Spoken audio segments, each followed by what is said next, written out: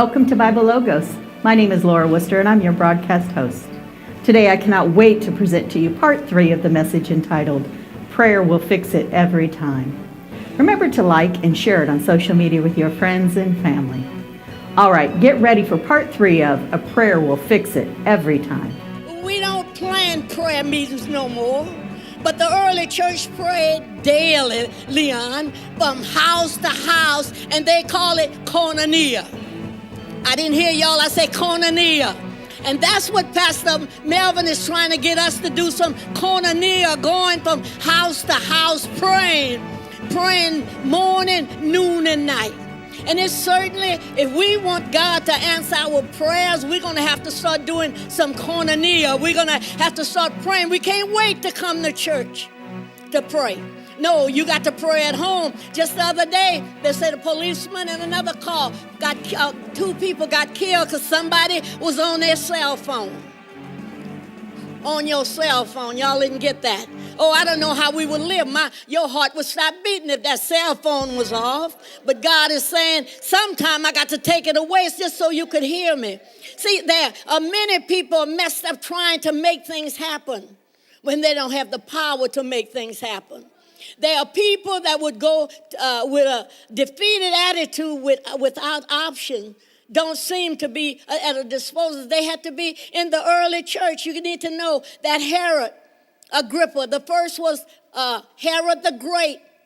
And Herod the Great was one all in a family. They hated the Jews.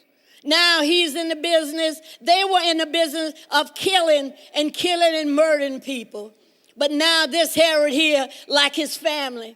I better say to those of you that are looking for a boo, you better check the family tree before you get on the chat line.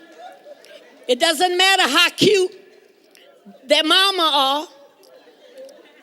In 20 years, she'll be crazy just like her mama. Doesn't matter if her dad is off the chain. In 20 years, guess what? He's going to be off the chain also. Let me park here, somebody. Let me drive up your driveway. And so as a result of the Herod's family tree, who hated Jews, who loved Jews, I want to say, and they hated Jesus. And what happened was, there was a family here that were despised, let me say that, by the Jews. So Herod is desperate that he was different than his uncles, his grandfather. So he started persecuting the church to convince the Jewish of his dear to them. The church was open to Gentiles, was bad. So Herod, what did he do? He killed James, but he arrested Peter. He had James beheaded. When he saw how it made the Jews happy, he said, if they are happy that I killed James, imagine what they feel if I kill Peter. And so he had Peter arrested and put under heavy guard. And he set the date for Peter's execution.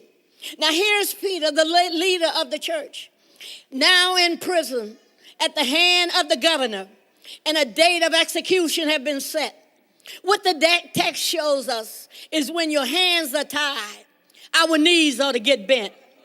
The text said, when Peter was in prison, the church was praying.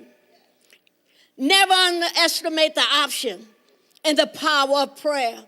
Never get to the place where you don't feel like prayer is an option to bring a miracle in your life. I came by here to tell somebody here today, the text teach me that ain't no power like a praying church. Am I right about it? This was a post-resurrection. So the Passover got a new meaning to them. You see, to the early church, Passover didn't remind them of Exodus. Passover reminded them of Calvary. And that's what you ought to think about, Calvary. The one mistake the devil made was to arrest Peter during that time of the season when they had a greatest victory, where they had that greatest victory. So this was the season where God raised Jesus from the dead. And if I got a problem bigger than a dead Jesus, I don't have a problem that the Lord can't handle. Can I get a witness? Look at your neighbor and tell them it's not bigger than, if your problem is bigger than a dead Jesus, you really got a problem, but he can solve it.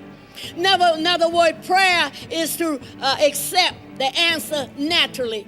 Shake somebody and tell them he got keeping power. I'm broke, but he's keeping me. I'm unemployed, but he's keeping me. I'm sick, but he's keeping me. I had death in my family, but he's keeping my mind. He's keeping my joy. He's giving my peace. Prayer give you peace in the middle of your predicament. Welcome back. Isn't that a powerful word? Don't miss tomorrow when we come back with part 4 of the message, Prayer Will Fix It Every Time. I need you to do me a favor, like and share this message on social media with your friends and family. I'm Laura Worcester, and I want you to remember that the sower sows the word, and therefore it is with the same measure you meet that it shall be measured unto you again.